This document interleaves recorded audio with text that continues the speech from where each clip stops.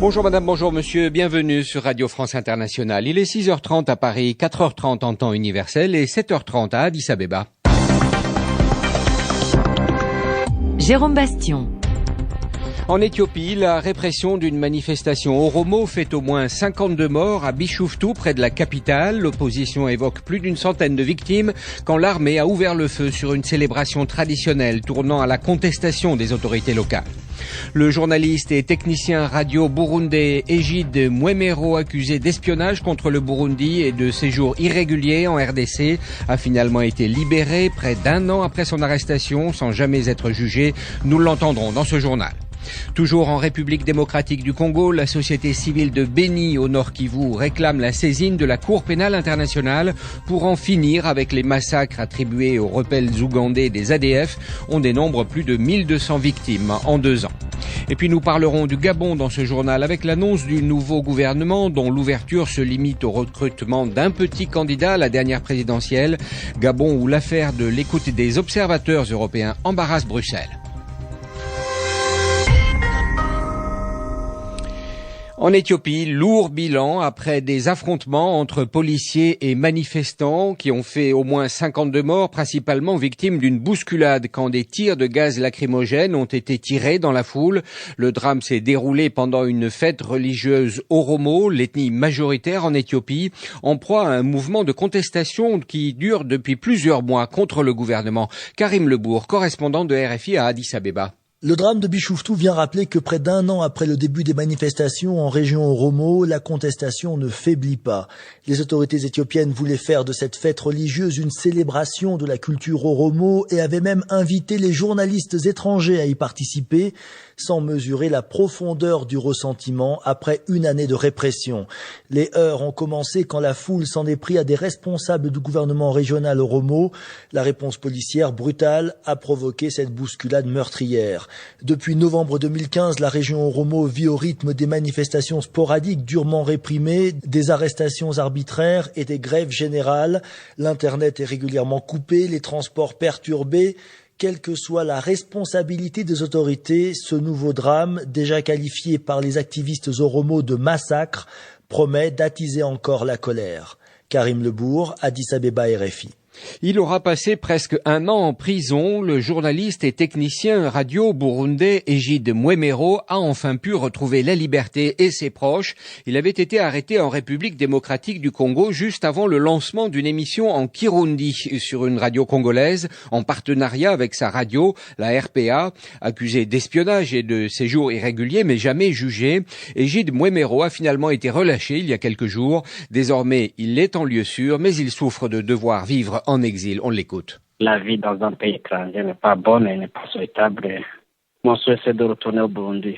Moi, j'aime beaucoup le Burundi. Donc, même 24 heures dans un pays d'exil, c'est beaucoup. Il y a encore un problème de sécurité. Donc, quand la sécurité va se rétablir, je retournerai au Burundi. Vous savez, vous aussi, l'insécurité qui règne sur les journalistes burundais et les défenseurs des droits de l'homme. Je dois continuer mon métier. Cette année d'incarcération n'a rien changé sur mon courage. Plutôt, ça m'a renforcé parce que ça m'a donné l'occasion et le temps de mesurer aussi le travail du journalisme. C'était Egide Mwemero, donc, joint au téléphone par Anne Kantner. Et puis, au Burundi même, l'association SOS Média Burundi annonce sur sa page Facebook l'arrestation, peut-être hier soir, ça n'est pas précisé, d'une dizaine d'habitants du quartier de Mutakura à Cibitoke, au nord de Bujumbura, la capitale, alors qu'ils participaient à une réunion paroissiale. Le président de l'association des droits des prisonniers indique que les 10 personnes arrêtées ont passé la nuit en garde à vue, mais qu'aucun motif ne leur a été signifié. En République démocratique du Congo, ce cri de détresse lancé par la société civile de Beni. Depuis 2 années, les massacres se succèdent dans Cette zone nord, du Nord Kivu, des massacres régulièrement attribués par les autorités aux ADF, un groupe islamiste issu de la rébellion ougandaise, sans que l'on sache précisément qui sont les auteurs et les commanditaires surtout de ces attaques, de nombreuses nationalités figurant parmi les suspects arrêtés. Le bilan est en tout cas lourd, 1200 morts, quelques 1400 disparus depuis 2 ans, selon la société civile de Béni, qui demande aujourd'hui que la Cour pénale internationale se saisisse de ces affaires. Écoutez le vice-président de la société civile de Béni, le pasteur Gilbert Kambale.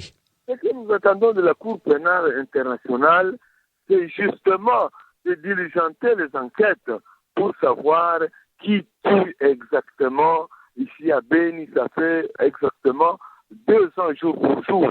Et donc, nous pensons que la CPI peut apporter un plus de par ses moyens d'investigation, de par également sa neutralité dans ces enquêtes. C'est pourquoi donc nous insistons qu'il y ait des enquêtes internationales indépendantes. Nous ne sommes pas les seuls à les réclamer, parce que je vous dis que même le Parlement européen, dans sa dernière résolution, avait pensé également à cela. Trop, c'est trop. Malgré les passages des organisations internationales sous-régionales, malgré la présence de 19 000 hommes de la MONUSCO, mais on continue à égorger les gens. Et donc ça, c'est inacceptable pour la population. Elle se sent abandonnée par la communauté internationale et même par le gouvernement congolais. C'est David Bachet qui avait contacté le pasteur Gilbert Kambale, vice-président de la société civile de Béni. RFI à Libreville, 104 FM. Libreville, capitale du Gabon, où le gouvernement d'ouverture promis après la crise post-électorale a été dévoilé hier par le Premier ministre Franck-Emmanuel Issoze-Ngondé, qui a présenté ses 40 ministres, c'est-à-dire autant que la précédente équipe. Mais ce nouveau gouvernement est-il véritablement élargi à l'opposition, comme annoncé par le président Bongo, récemment réélu? Pas si sûr, nous explique notre correspondant Yves-Laurent Goma. C'est bien un gouvernement d'ouverture. Le numéro 2 est Bruno Ben Moubamba, un jeune opposant arrivé en 3e position lors du scrutin présidentiel du 27 août dernier. En revanche, aucun poids lourd ayant soutenu Jean Ping n'a intégré l'équipe. Celui qui se considère toujours comme le président élu du Gabon peut se frotter les mains, son entourage politique reste soudé. Le gouvernement compte 30% des femmes, il a été remanié à 50%. Les proches d'Ali Bongo tiennent toujours les postes clés. Le secrétaire général de la présidence de la République, Étienne Massar Makaga, cumulera ses fonctions avec celles de ministre de la Défense. L'ex-ministre de l'Intérieur, Paco Mobele Boubeya, prend du galant. Il est promu ministre d'État chargé des Affaires étrangères. Alain-Claude Billié-Binzé grimpe aussi d'un cran. Il est ministre d'État de la communication, de la culture et porte-parole du gouvernement. Le pétrole reste entre les mains d'Étienne Dieudonné Ngoubou. Mathias Otunga Osibadio quitte la défense pour le budget. Les principaux sortants sont l'opposant Mathieu Mbomba-Nzengi, ministre d'État, et le général Flavien Zenginzundo, vice-premier ministre. Yves-Laurent Goma, Libreville, RFI. Et puis, nous vous en parlions hier, le journal du dimanche révélait que les observateurs de l'Union européenne envoyés au Gabon pour suivre l'élection présidentielle du 27 août dernier avaient été suivis, écoutés et parfois menacés même par les services secrets gabonais, alors qu'ils émettaient des doutes sur le bon déroulement du scrutin. Le porte-parole du gouvernement, Alain-Claude Billy-Binzé, a réagi pour estimer que ces révélations montraient que les observateurs étaient impliqués, je cite, en faveur de l'opposition. En revanche, pas de réaction à Bruxelles pour l'instant. Quentin Dickinson. La révélation de la mise sur écoute et des tentatives d'intimidation et de discrédit dont ont été victimes la 60aine d'observateurs de l'Union européenne chargés de contrôler la régularité du scrutin présidentiel au Gabon plonge depuis hier la Commission européenne dans l'embarras. On ne peut en effet nier ici l'authenticité des conversations piratées, d'où transparaissent clairement les doutes qui assaillent les 10 observateurs qui ont réuni nombre de témoignages d'apparentes irrégularités électorales. D'autre part, on redoute dans les milieux européens de se voir instrumentalisés par l'opposition gabonaise qui est logiquement fondée désormais à réclamer que les Européens tirent publiquement les leçons de ces incidents. Ce n'est cependant pas si simple, nous dit-on ici, car encore faudrait-il démontrer que la somme des incidents répertoriés par les Européens et la gravité de ceux-ci suffisent à inverser le résultat de l'élection. En tout cas, le traitement des observateurs européens par les amis de M. Bongo est jugé ici inacceptable, irresponsable et même imbécile, dans la mesure où il contribue à relancer les tensions. Le rapport définitif de la mission européenne devrait être publié dans le courant du mois de novembre. Quentin Dickinson à Bruxelles, RFI. En Afrique du Sud, cela fait maintenant 2 semaines que les étudiants manifestent dans toutes les universités du pays pour réclamer un gel des frais de scolarité jugés excessifs. Ils protestent contre l'annonce du gouvernement qui annonce une augmentation jusqu'à 8% des frais de scolarité pour la rentrée de janvier 2017. Une augmentation réservée aux familles les plus aisées, des foyers gagnant plus de 39 000 € par an. Plusieurs universités du pays souhaitent ouvrir à nouveau leurs portes ce lundi, malgré les tensions persistantes. Lisa Fabian nous appelle de Johannesburg. Après 2 semaines de manifestations parfois violentes, les responsables universitaires se disent inquiets pour l'avenir de leurs étudiants. Si le mouvement de protestation se poursuit une semaine de plus, les examens de fin d'année pourraient être compromis selon eux, ce qui aura des conséquences sur les diplômes. L'université du Cap devrait rouvrir ses portes ce lundi en renforçant la sécurité sur le campus. Vendredi, des centaines d'étudiants et de professeurs ont manifesté en silence pour demander une reprise des cours. À Johannesburg, l'université du Wits a procédé à un vote électronique pour demander à ses étudiants s'ils souhaitent reprendre les cours cette semaine. 77% d'entre eux ont répondu oui. Le même sondage conduit auprès du personnel de l'université a donné le oui gagnant à plus de 90%. Mais ces résultats ne satisfont pas les leaders du mouvement étudiant. Ils accusent le vice-chancelier de l'université du Wits d'éviter les négociations et ils entendent poursuivre leur mouvement dans les prochains jours. Lisa Fabian, Johannesburg, RFI. Et puis direction Madagascar maintenant, avec cette initiative citoyenne qui verra le jour ce lundi sur Internet. C'est un groupe de jeunes engagés, de développeurs du web, d'artistes et de journalistes qui ont lancé board.mg, une plateforme où les citoyens pourront lancer des alertes, témoigner d'actes de violence ou d'incivilité et vérifier des informations circulant sur les réseaux sociaux. L'objectif est de réunir assez de témoignages pour interpeller les autorités et agir contre l'insécurité qui empoisonne la vie quotidienne des Malgaches. Les explications de Jeanne Richard à Antananarive. Sur les réseaux sociaux, les témoignages se multiplient pour dénoncer les injustices. Board Madagascar veut aller plus loin. Le site permet en effet de poster des messages de manière anonyme et visible par tous, et plus seulement par son cercle d'amis.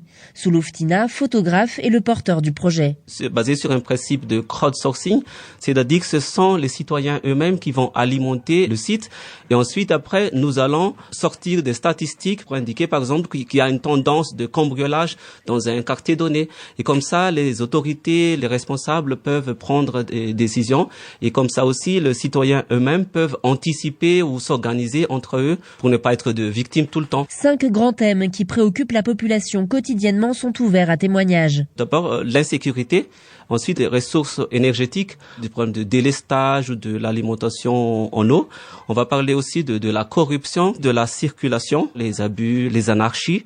On va parler aussi surtout de la violence basée sur le genre, surtout les femmes battues. Et aussi, on va parler de la qualité des services et de consommation. En plus de modérateurs, l'équipe se base sur des milliers de messages pour éditer les statistiques et ainsi noyer dans la masse les éventuels faux témoignages. Jeanne Richard, Antananarivo, RFI. Une adresse à retenir donc www.board.mg. La société civile se mobilise également, mais au Sénégal maintenant, contre les carburants toxiques vendus par des fournisseurs suisses, accusés de profiter des faibles normes du continent en matière de qualité des produits pétroliers. Une plainte a été déposée par la Ligue sénégalaise des droits de l'homme, mais sur la question des carburants de mauvaise qualité, la mobilisation de la société civile et de l'opinion publique sénégalaise reste encore assez timide. Lou Garçon nous appelle de Dakar. L'ouverture d'une enquête judiciaire sur le dossier des carburants toxiques vendus à des pays africains, c'est ce qu'espère la Ligue sénégalaise des droits de l'homme, qui s'est constituée partie civile. Pour l'organisation, l'argument selon lequel les sociétés pétrolières se conformeraient aux standards nationaux n'est pas recevable puisque ce cadre légal ne protège pas les populations. Alassane Seck, secrétaire exécutif de la Ligue sénégalaise des droits de l'homme. Nous souhaitons qu'il y ait une réaction forte, coup de pied dans la fourmilière, et que l'État puisse enfin prendre conscience de l'importance des enjeux, même s'il s'agit d'enjeux financiers, sur la santé publique, et demain trouver des formules beaucoup plus intelligentes, beaucoup plus humaines. Avec cette plainte, la Ligue sénégalaise des droits de l'homme espère inciter les autorités du pays à imposer de nouvelles normes en matière de qualité de carburant. Elle compte s'organiser en coalition afin que d'autres membres de la société civile rejoignent le combat Contactées par RFI, certaines organisations de défense des droits de l'homme se disent effectivement favorables à la démarche. Le Forum civil, section sénégalaise de Transparency International, estime en revanche que l'opinion publique sénégalaise n'a pas été suffisamment sensibilisée. Et face à l'absence de réelle mobilisation, l'organisation craint un classement sans suite de la plainte par la justice. Lou Garçon, Dakar, RFI. Et puis en bref, cette information qui va attrister ou inquiéter en tout cas les amateurs de football. L'ancien défenseur camerounais Rigobert Song, recordman des sélections avec les Lions indomptables, a été victime hier soir à Yaoundé d'un accident vasculaire cérébral. Il est hospitalisé, son état est stable, son évacuation sanitaire serait envisagée. Afrique Matin sur RFI. Jérôme Bastion. 6h45 à Paris, 4h45 en temps universel. Dans un instant, Frédéric Couteau passera en revue la presse africaine et le secrétaire général adjoint de l'ONU, Carlos Lopez, sera l'invité d'Afrique Matin. Alors restez bien sur la radio mondiale. Le franc CFA est un mécanisme désuet qui devrait être revu. Voilà ce qu'affirmait récemment le secrétaire général adjoint de l'ONU, Carlos Lopez, qui est aussi à la tête de la Commission économique de l'ONU pour l'Afrique. Il quitte d'ailleurs ce poste le 30 octobre prochain. Il faut vraiment une discussion sur la zone franc, explique M. Lopez. Alors pourquoi cette zone CFA est-elle inadaptée au monde actuel selon lui? Comment la réformer? Quelles pistes pour la rendre plus dynamique? Carlos Lopez est interrogé par Jean-Jacques Loarne.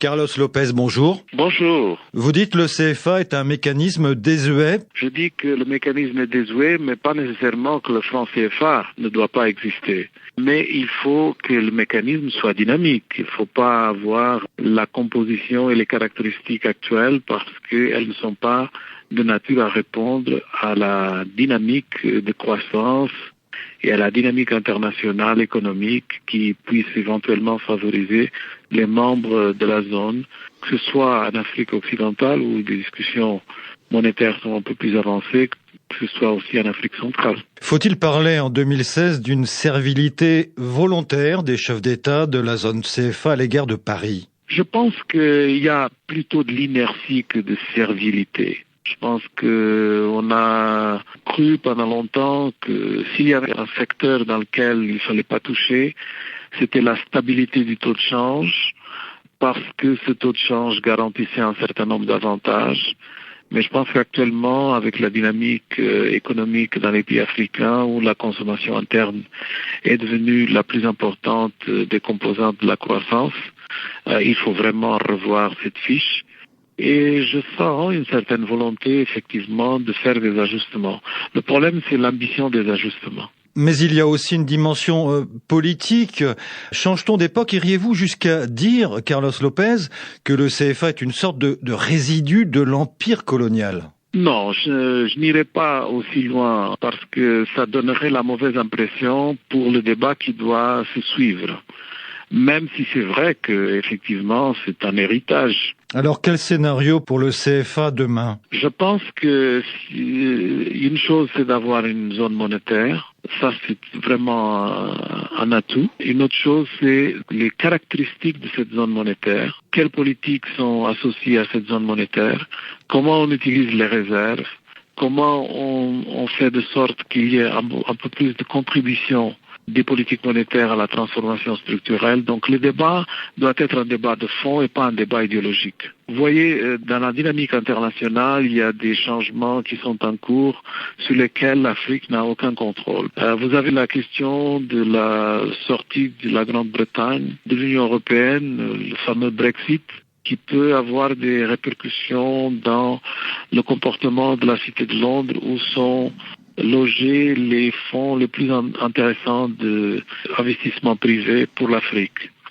Vous avez aussi les taux d'intérêt négatifs de la Banque centrale japonaise et de la Banque centrale de beaucoup d'autres pays qui sont en train de provoquer des secousses considérables dans la façon dont on rentabilise ces réserves étrangères et donc avec des répercussions directes sur la zone franc. Vous préconisez un CFA fluctuant, c'est bien cela? C'est ce qui fait du sens pourvu que les autorités monétaires aient la compétence de pouvoir justement utiliser les atouts d'une telle politique. Faut-il des politiques monétaires régionales ou nationales? Je pense que l'expérience justement historique qui a été consolidé dans les deux régions dont on parle permet d'avoir des approches régionales. Ce serait nécessaire de tenir en compte un certain nombre d'éléments qui sont spécifiquement nationaux, mais sur lesquels les banques centrales peuvent intervenir d'une façon nationale sans mettre en cause l'ensemble d'une politique régionale. La monnaie CFA peut-elle être un levier pour des économies africaines qui ont un secteur agricole très fragile et un secteur industriel quasi inexistant? Bien sûr, nous envisageons une politique de transformation structurelle. Si on va vers cette transformation structurelle, il va falloir que la monnaie accompagne ces politiques avec des mesures spécifiques. Actuellement, les mesures ne sont pas d'accompagnement, mais plutôt immuables, où on essaye un peu de protéger les pays de la zone. Toucher au CFA aujourd'hui, à la zone franc, n'est plus tabou selon vous? Je pense que le tabou est levé. Il y a en tout cas dans le domaine politique une prédisposition. J'ai même entendu des déclarations d'autorités françaises dans le même sens pour discuter. L'essentiel, c'est de dire que tous ces principes qui composent actuellement la zone franc ne sont pas très dynamiques. Donc il va falloir introduire un peu de dynamisme, mais en le faisant avec prudence et en le faisant avec beaucoup de discussions, de fond, de substance et pas idéologique. Carlos Lopez, merci. C'était l'économiste bissau-guinéen Carlos Lopez, chef de la commission économique de l'ONU pour l'Afrique, qu'il va bientôt quitter. Il répondait aux questions de Jean-Jacques Louarn. Jérôme Bastion. L'actualité internationale de ce lundi 3 octobre, quelques 250 000 Syriens assiégés et bombardés depuis 10 jours dans les quartiers rebelles d'Alep. Ils sont confrontés à un niveau de sauvagerie qu'aucun humain ne devrait avoir à supporter, affirme le chef des opérations humanitaires de l'ONU, qui appelle à une action urgente pour mettre fin à ce qu'il qualifie d'enfer sur terre. Mais pour l'instant, les discussions en vue de rétablir un cessez-le-feu semblent dans l'impasse. Contre toute attente, les Colombiens ont rejeté l'accord de paix avec la guérilla des FARC en votant non au référendum à 50,2% contre 49,8% de oui. La participation n'a été que de 37%, mais malgré cet échec, le président Juan Manuel Santos a assuré qu'il continuerait à rechercher la paix. Les FARC ont également réaffirmé leur engagement en faveur du dialogue. En Hongrie, le résultat du référendum contre le plan de l'Union européenne sur l'accueil des réfugiés est un revers électoral pour le Premier ministre Viktor Orban. Malgré le plébiscite du non, la consultation est invalidée, faute de participation suffisante. Et puis à Birmingham, à l'occasion du congrès des conservateurs, la première ministre Theresa May a annoncé hier qu'elle activerait d'ici à la fin du mois de mars la procédure de divorce avec l'Union européenne, ouvrant la voie à une sortie du Royaume-Uni début 2019. C'est l'heure de la revue de la presse. Bonjour Frédéric Couteau. Bonjour Jérôme, bonjour à tous. À la une, les grandes oreilles gabonaises. Oui, révélation hier du JDD, le journal du dimanche en France. Ali Bongo espionnait les émissaires de l'Europe. Le JDD, rapporte Gabon Review, dit avoir eu accès à une vingtaine d'enregistrements clandestins.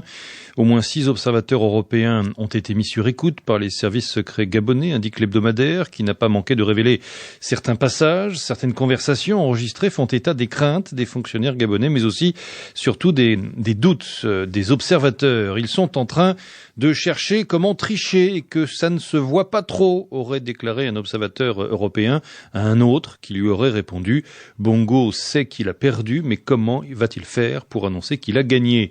Le 31 août dernier, à l'annonce des résultats du scrutin et de la victoire d'Ali Bongo, la chef adjointe de la mission, Paulina Lemos, aurait d'ailleurs téléphoné à l'un de ses collègues et lui aurait dit « Ils ont fait exactement ce que j'espérais qu'ils n'allaient pas faire ». Pour sa part, rapporte encore Gabon Review, le pouvoir gabonais a annoncé vendredi ouvrir une enquête sur l'impartialité des membres de la mission d'observation électorale de l'Union européenne, une enquête qui apparaît comme une tentative de dénigrement de la mission européenne. Libreville tenterait, explique Gabon Review, de prendre à contre-pied le rapport de synthèse des émissaires de Bruxelles qui devrait être rendu public d'ici à 2 mois, un rapport qui ne devrait pas manquer de faire apparaître les différentes irrégularités constatées lors du processus électoral, une affaire qui risque d'envenimer la relation déjà fortement fragilisée entre Bruxelles et Libreville depuis quelques semaines.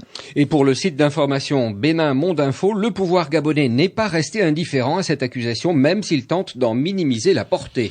C'est par la voix d'Alain-Claude Billy Binzé, ministre de la Communication, poursuit Bénin Monde Info, que le régime a officiellement réagi hier à cette révélation qu'il qualifie de contre-feu.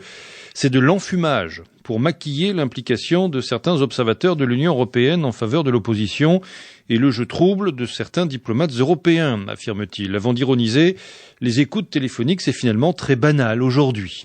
Le ministre gabonais de la Communication conclura à nouveau que la mission d'observation de l'UE est sortie de son rôle. Elle n'a été, affirme-t-il, ni neutre ni impartiale.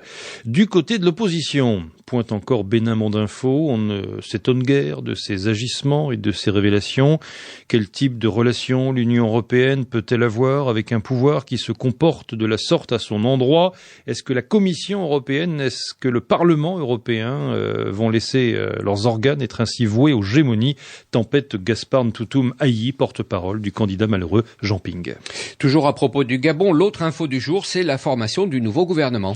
L'ouverture confirmée, s'exclame le quotidien L'Union à Libreville. Le nouveau gouvernement d'ouverture de 40 membres rendu public hier soir fait ressortir une équipe renouvelée de moitié et composée de personnalités de la majorité, de l'opposition et de la société civile.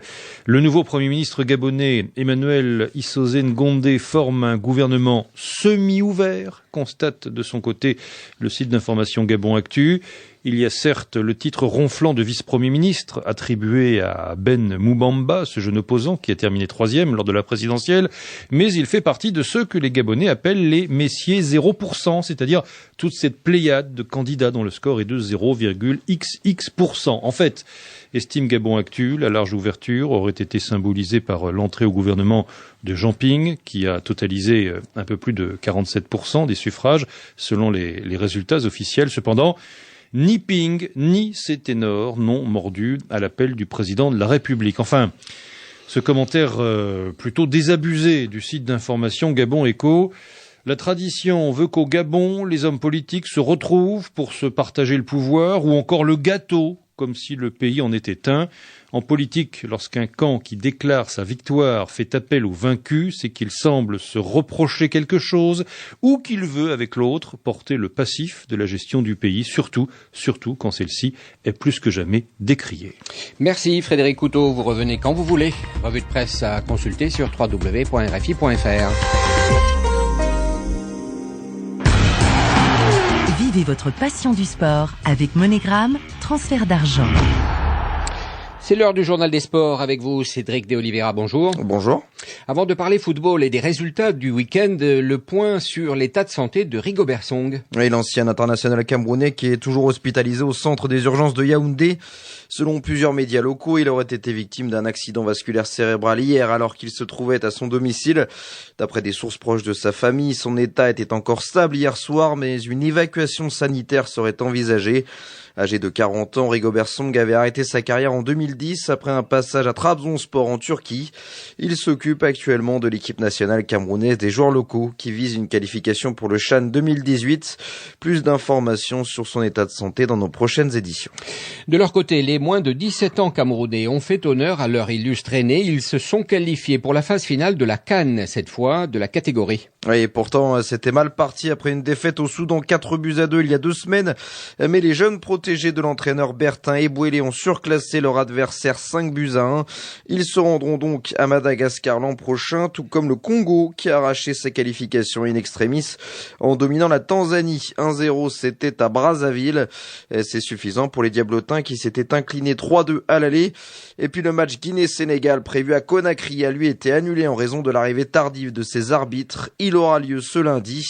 À l'aller, les Guinéens s'étaient imposés 1-0 à Dakar. Si les arbitres arrivent en retard, on n'est pas sorti de l'auberge. Alors un mot sur les championnats européens. En France, Lyon s'offre le derby face à Saint-Etienne. Oui, c'était le dernier match de la 8e journée et Lyon n'a pas tremblé pour dominer son rival stéphanois 2-0 grâce à des buts de Darder et de Rachid Ghezal.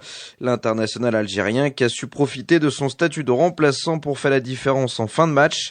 Satisfaisant pour lui, d'autant que son club avait bien besoin d'une victoire. C'est vrai qu'on avait besoin de cette victoire, c'est un match très très important pour nous, même pour les supporters, c'est le match qu'ils attendent, on n'avait pas le droit de se rater, voilà, ce soir on a la victoire, c'est bien pour tout le club, j'espère que ça va nous donner de la confiance pour la suite. C'est sûr qu'on avait besoin de recoller, on laisse traîner des points et ça peut nous coûter cher pour la suite, donc voilà, maintenant c'est à nous d'imposer notre jeu et de prendre le maximum de points.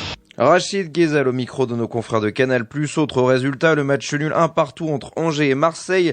Et puis sachez que le leader, c'est Nice qui a dominé Lorient 2-1 malgré un but du Camerounais Benjamin Mukanjo pour les Bretons.